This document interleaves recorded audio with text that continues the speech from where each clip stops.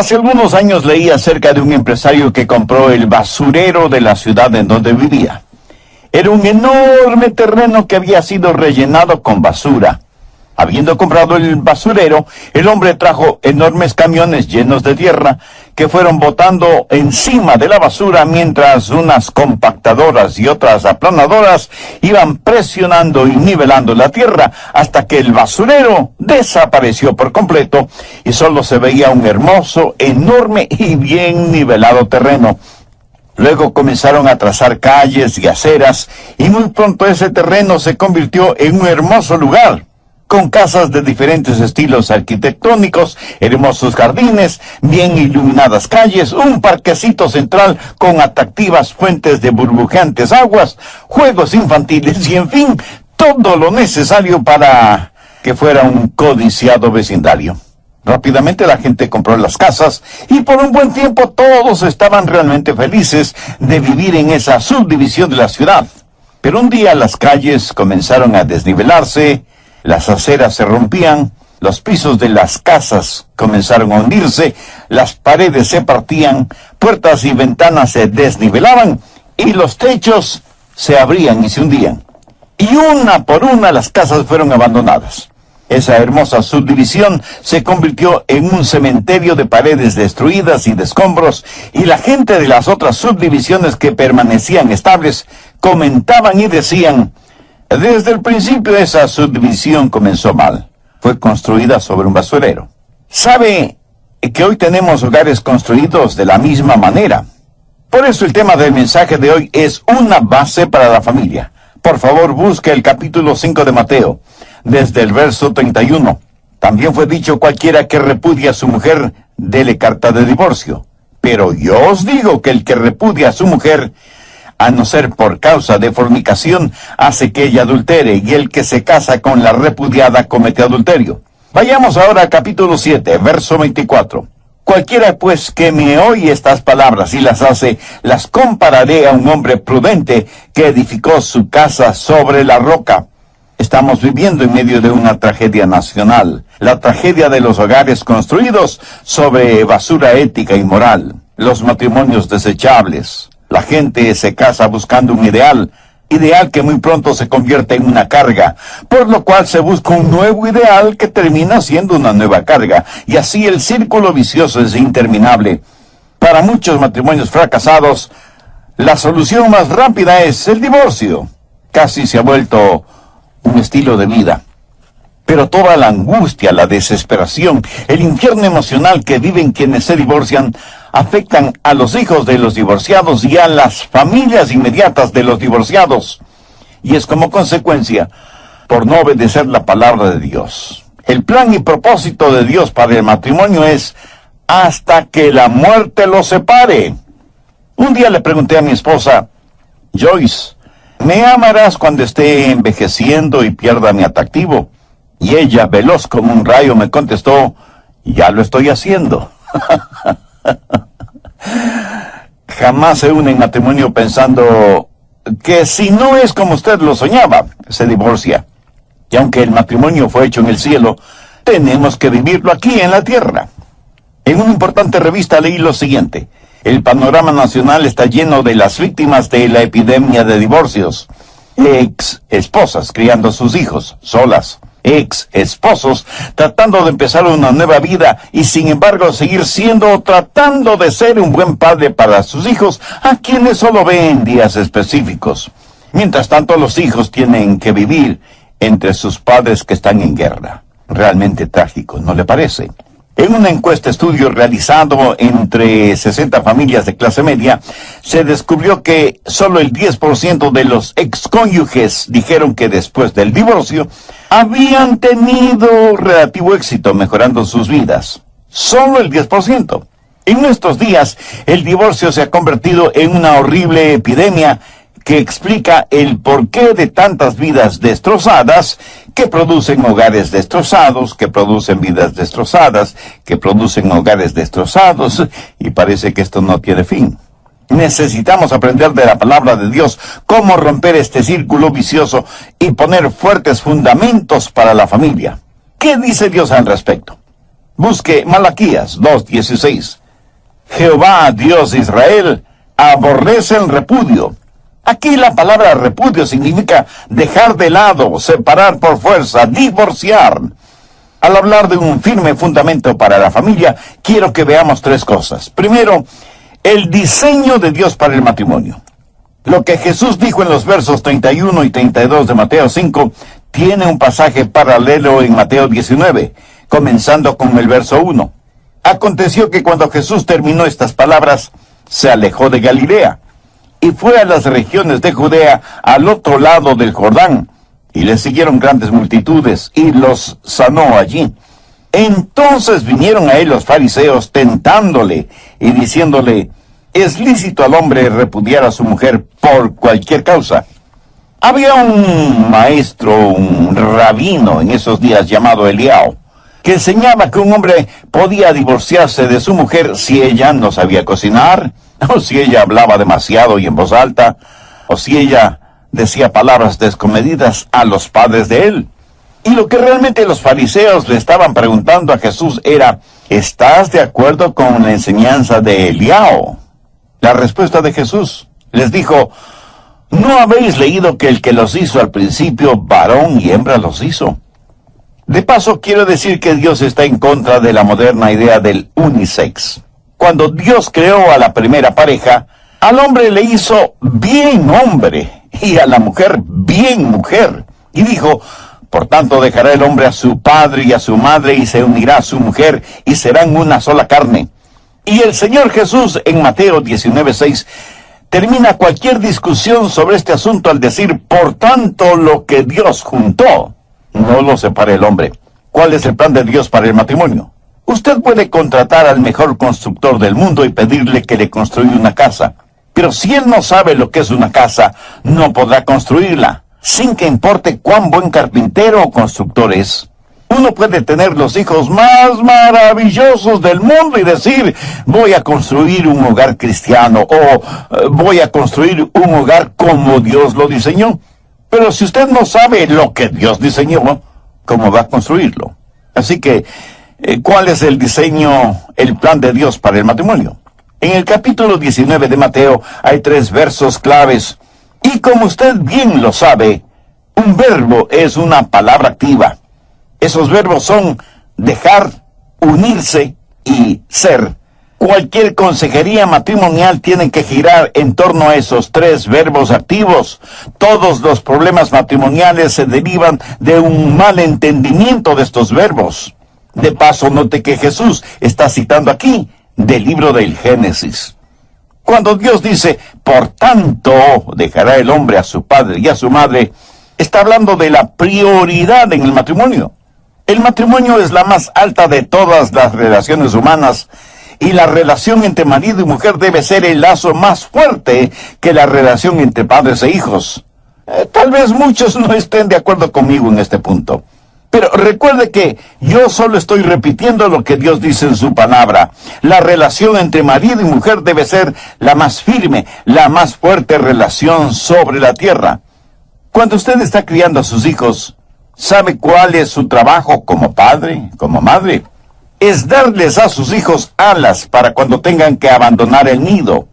La Biblia usa como ilustración las águilas. Mamá águila enseña a sus polluelos a volar.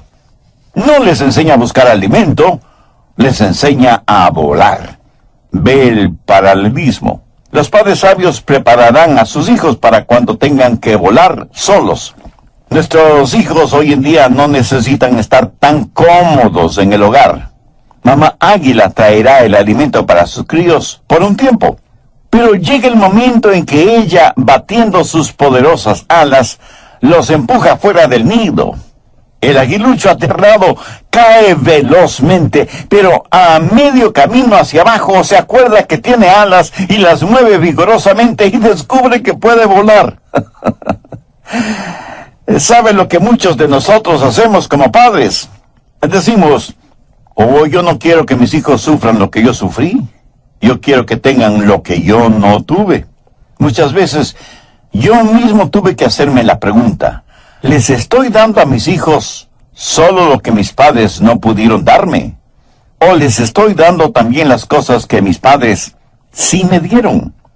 Mira, yo nací durante la depresión y tengo la impresión de que no fui planificado, pero tampoco fui abortado. Gracias a Dios. Pero siempre supe que fui amado por mis padres. Y aunque teníamos muy poco, teníamos tanto. Pero ¿sabe lo que más recuerdo de mi niñez?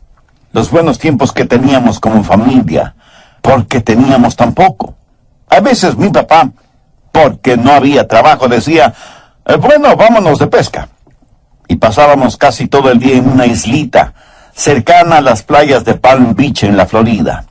Al atardecer encendíamos una fogata en la playa y asábamos los pescados y los comíamos como si hubiera sido el mejor banquete. Aún hoy extraño eso, algo que ningún dinero del mundo puede comprar. Sabe, las cosas no nos hacen felices. No haga la vida de sus hijos tan cómoda. Trate de construir en ellos carácter y prepárelos para cuando tengan que abandonar el nido. ¿Sabe cuándo nosotros, como padres, tenemos éxito? Cuando nuestros hijos ya no nos necesiten. Pero mientras están en casa, les amamos, les educamos, les instruimos. Ellos necesitan nuestro amor y nosotros necesitamos saber que ellos necesitan nuestro amor. Esta necesidad mutua de amar es el fuerte lazo emocional que necesitamos para mantener firme la relación familiar. Pero después de un tiempo, nuestros hijos como que ya no necesitan ese amor paternal o maternal. Y es natural cuando un jovencito no necesita del amor de su madre como lo necesitaba cuando era solo un niño. Pero no hay nada más satisfactorio que cuando vemos que nuestros hijos han aprendido a volar, y usted sabe que les ha enseñado a hacer o a tomar decisiones, a ganar dinero honestamente, a ahorrar, a enfrentar el mundo. No trate de retenerlos más de lo que ellos quieren ser retenidos. Recuerde que son como una barra de jabón. Si la aprieta demasiado fuerte, saltará de su mano. De esto se trata el matrimonio. Un hombre deja a su padre y a su madre y se une a su mujer. Así que el primer verbo activo es dejará y habla de la prioridad en el matrimonio. El siguiente verbo es unirá. Ahora esta palabra no es simplemente que se unirá, sino que significa que se pegará, se soldará a su mujer y habla de la permanencia en el matrimonio. Amigo, jamás considere el divorcio como una opción. Quite esa palabra del vocabulario suyo. El marido está soldado a su mujer. La esposa está soldada a su marido. Muéstreme a un marido y mujer que consideren el divorcio como opción, y yo le mostraré a una pareja que tiene gran potencial para la desintegración de su hogar. ¿Piensa usted que aquellos que se divorcian lo hacen porque tienen problemas? ¿Quiere decir que aquellos que no se divorcian no tienen problemas? Amigo, ¿en qué país utópico cree que está viviendo? Todos los matrimonios tienen esencialmente los mismos problemas. La diferencia está en la clase de compromiso que tenemos mutuamente. No hay problema demasiado grande para resolverlo, solo hay gente muy pequeña para resolverlo.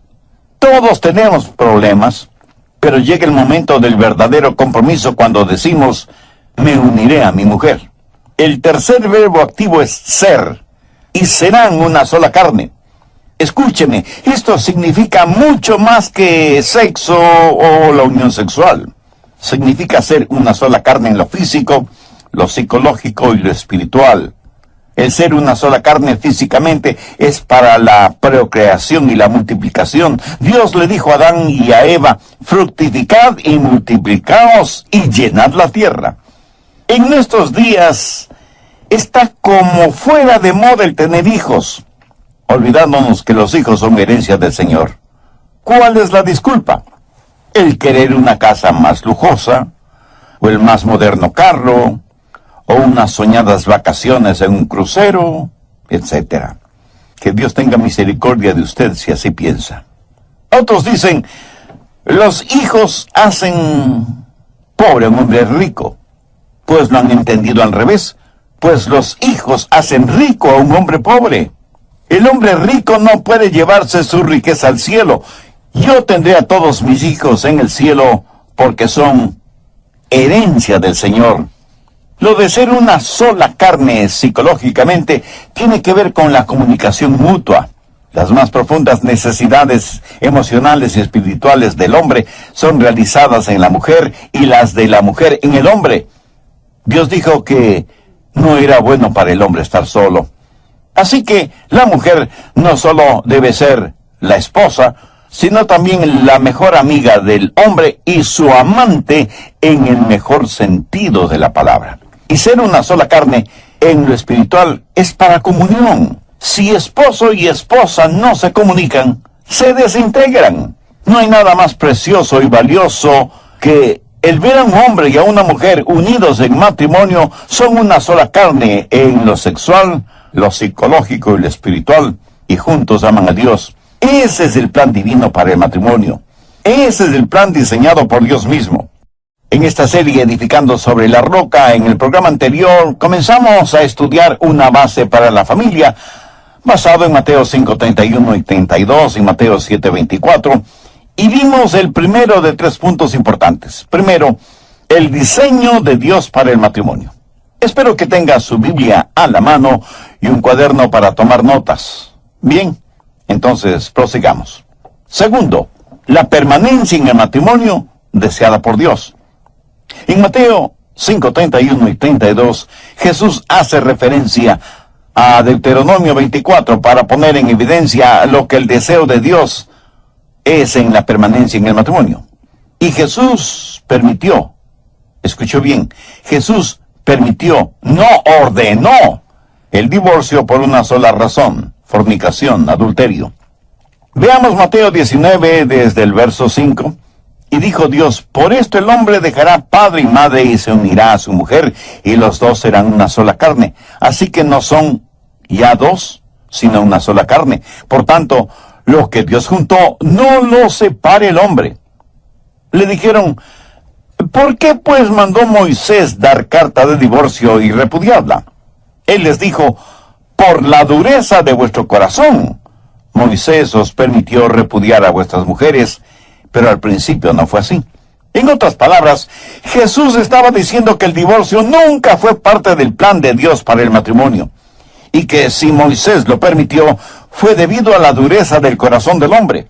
Ahora, note las palabras de Jesús en el verso 9. Y yo os digo que cualquiera que repudia a su mujer, salvo por causa de fornicación, y se casa con otra, adultera, y el que se casa con la repudiada, adultera. Note que aunque Moisés permitió el divorcio, no lo ordenó, porque eso no es parte del plan original de Dios. La palabra griega porneia, raíz de la palabra pornografía, significa inmoralidad sexual. Y el acto físico de inmoralidad sexual dentro del matrimonio fue la razón que Jesús dio para el divorcio. No lo ordenó, pero tampoco lo defendió. Pero ponga atención. Jesús enseñó que la restauración y el perdón, aun en el caso de infidelidad matrimonial, es mucho mejor. Y el ejemplo clásico es la vida del profeta Oseas, cuya esposa, Gomer, fue una prostituta esclava. Y Oseas la compró, le perdonó, se volvió a casar con ella, la restauró y la trajo al seno del hogar. Ese es el ideal de Dios. Y yo doy gracias a Dios por todos los Oseas de este mundo que están listos a perdonar y a restaurar sus matrimonios. Hay disculpas realmente tontas para justificar el divorcio. Ya no nos amamos, somos incompatibles, no nos entendemos, y qué sé yo cuántas cosas más. Amigo, ninguna razón aparte de la fornicación y adulterio justifica el divorcio. ¿Por qué? No es el amor el que sostiene su matrimonio, es al revés, es el matrimonio el que sostiene su amor. Cuando usted piensa en el amor, seguramente está pensando en una emoción, pero Dios habla de compromiso. ¿Ha notado que Dios nos ordena amar? Busca Efesios 5:25. Maridos, amad a vuestras mujeres. Y eso, mi amigo, no es una sugerencia, es una orden. Se nos ordena amar a nuestras esposas. Y si el amor es algo que se nos ordena hacer, quiero decir que es algo que podemos aprender a hacerlo. En Tito 2:4 dice que las ancianas deben enseñar a las mujeres jóvenes a amar a sus maridos y a sus hijos. Verá, el amor no es algo efímero o emocional que unas veces lo siente y otras veces no. Hoy siente amor por alguien, mañana no. O sea que usted no es más que una víctima del amor. Oiga, la Biblia no enseña eso. Dios, por medio de su palabra, nos ordena amar. Me apresuro a decir que no hay nada de malo en el romance, ni con las emociones. Espero que usted siga disfrutando de la luna de miel. Trágicamente muchos la han convertido en luna de hiel. Recuerdo mi tiempo romántico con Joyce, mi esposa. Desde mi asiento en la iglesia yo la miraba a ella, cantando en el coro, y pensé, amo a esa muchacha con todo mi corazón. Y hasta me parecía que ella tenía un halo sobre su cabeza. Claro, eso era solo mi imaginación. Pero para mí, todo eso era lo romántico, y las noches de luna, y las rosas, y las palabras suaves y dulces. Fue maravilloso. Pero lo más estupendo es que continúa haciéndolo. Luego la crianza de 4 hijos, el entierro del quinto que murió en su infancia, la educación de todos ellos, y yo tratando de terminar mis 7 u 8 años de estudio, teniendo familia y trabajando a medio tiempo casi en cualquier cosa, para poder ser el proveedor de la familia, mientras mi esposa permanecía en casa cuidando y educando a nuestros hijos. Fue un tiempo difícil, con disgustos y desacuerdos, y aunque me casé con una hermosa muchacha, con el tiempo se convirtió en una complicada mujer. Y supongo que lo mismo ha pasado conmigo. Yo tuve que hacer algunos ajustes en mi vida, y ella también. Con todo y eso, las cosas fueron duras, y las siguen siendo. Y tanto mi esposa como yo tenemos que ser flexibles. ¿Sabe qué es lo que nos mantiene juntos? Es el amor, no el romance. ¿Sabe qué es lo que mantiene nuestro amor? Es el compromiso mutuo. Sí. Ya no vivimos un romanticismo juvenil. Ahora lo romántico, como nosotros mismos, ha madurado y es más significativo debido a la experiencia. Maridos, amad a vuestras mujeres. Mujeres, amen a sus maridos. Algunos quieren justificar el divorcio diciendo que es por el bien de nuestros hijos. No queremos que crezcan en la atmósfera de un hogar infeliz. Bueno, permítame decir que los estudios realizados en hogares destrozados por el divorcio no respaldan ese razonamiento. El divorcio nunca es un factor positivo para los hijos. Muchas parejas que consideran el divorcio creen que solo tienen 2 alternativas: peleas y argumentos o el divorcio. Pero quiero decir que hay una tercera alternativa: haga las paces con Dios, y tendrá la fuerza emocional, psicológica y espiritual para que su matrimonio funcione como Dios quiere que funcione. Cuando alguien se divorcia y dice que es por el bien de los hijos, eso es por lo general un acto de egoísmo. Usted lo presenta como un acto de noble sacrificio, cuando debería estar haciendo algo para mejorar sus relaciones con su cónyuge, en vez de romper el corazón y la vida de sus hijos. Otros justifican el divorcio diciendo, pero es que yo tengo el derecho a ser feliz. ¿Sabía que Dios tiene otro plan para usted? Él quiere que usted sea santo. Querer ser feliz está bien.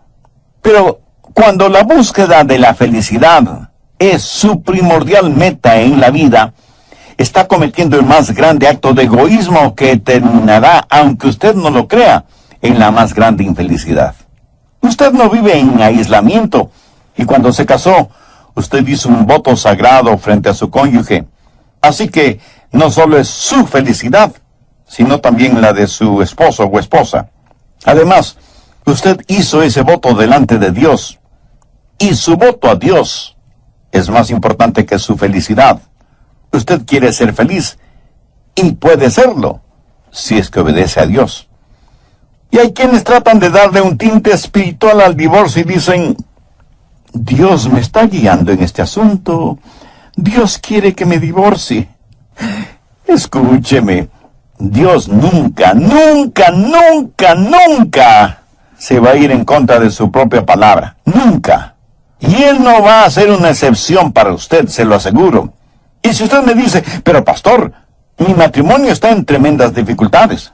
Le creo, mi amigo, le creo. Pero permítame decirle que las dificultades en el matrimonio no se curan de la noche a la mañana. Y aunque usted tome la decisión de rehacer su matrimonio, será un camino tortuoso porque los matrimonios enfermos no se curan instantáneamente.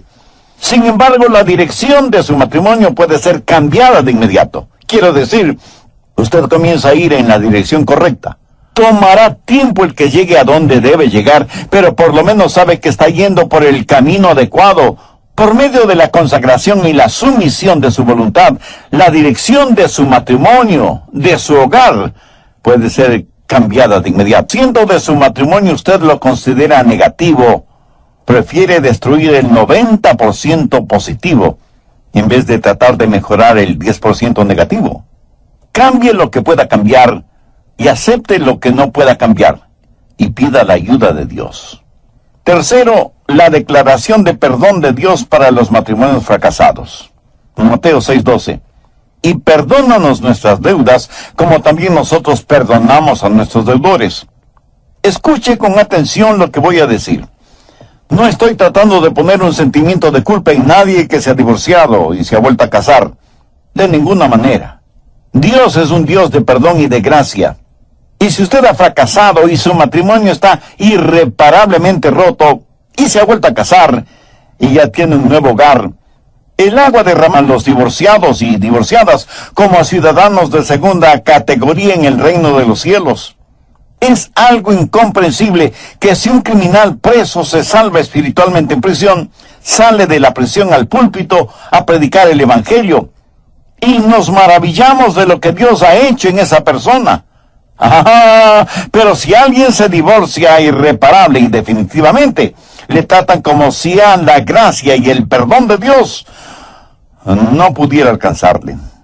Mi amigo, mi amiga, si usted se arrepiente de su pecado y entrega su corazón al Señor Jesucristo, cuando el Señor le llame a su presencia, usted irá al reino de los cielos.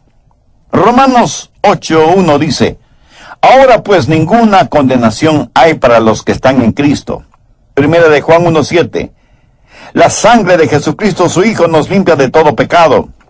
Isaías 1:18, venid luego, dice Jehová, y estemos a cuenta. Si vuestros pecados fueren como la grana, como la nieve serán emblanquecidos. Si fueren rojos como el carmesí, vendrán a ser como blanca lana. En la Biblia se relata la historia de una mujer sorprendida en el mismo acto de adulterio. Y había quienes querían apedrearla de acuerdo a la ley. Veamos Juan 8, desde el verso 7. Y como insistieron en preguntarle, se enderezó y les dijo, el que de vosotros esté sin pecado, sea el primero en arrojar la piedra contra ella. Vamos a Juan 8, versos 10 y 11. Enderezándose Jesús, y no viendo a nadie sino a la mujer, le dijo, mujer, ¿dónde están los que te acusan? ¿Ninguno te condenó? Ella le dijo, ninguno, Señor. Entonces Jesús le dijo, ni yo te condeno. Vete y no peques más. Por cierto, el divorcio siempre es algo malo. Y mientras el Señor me dé vida, siempre estaré en contra del divorcio. Pero hay que saber mantener el balance. Y aunque nunca debemos en forma farisaica bajar los paradigmas divinos, tampoco debemos endurecernos espiritualmente frente a aquellos que necesitan de la gracia de Dios.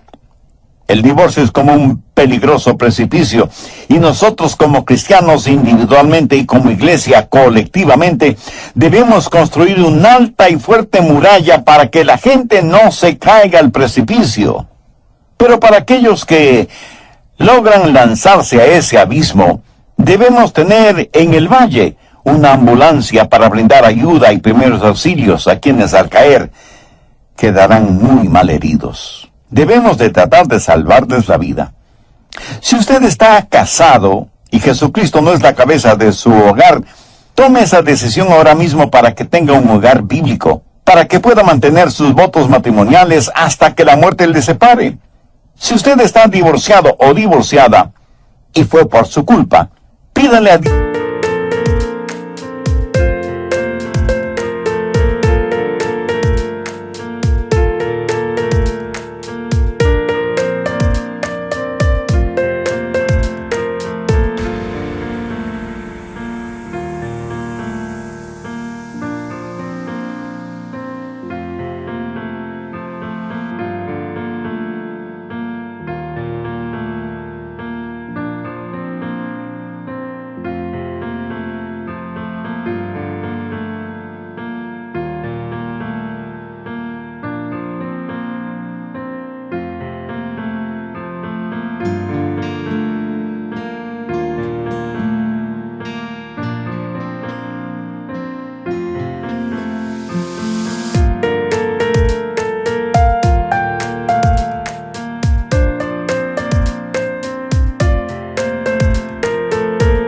Dios que le perdone su pecado y reconcíliese con su cónyuge. Si él o ella se han vuelto a casar, aún así vaya y pida perdón por la parte de su culpa. Pida perdón y otorgue perdón, para que usted pueda recibir el perdón de Dios.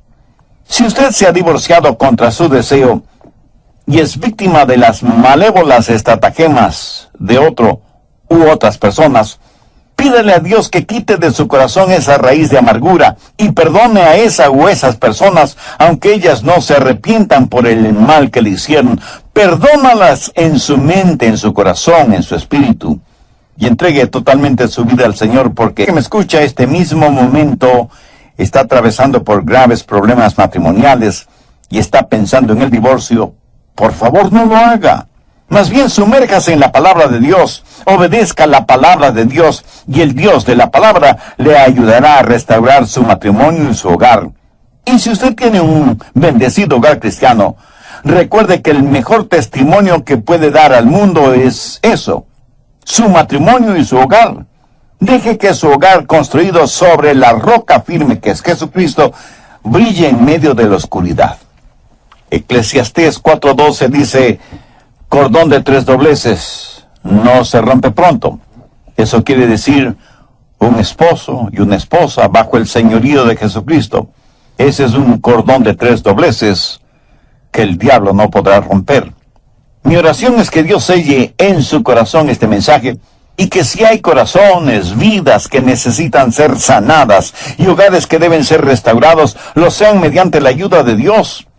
Y aquellos oyentes que todavía no son salvos, hagan una decisión ahora mismo para recibir a Cristo en sus corazones.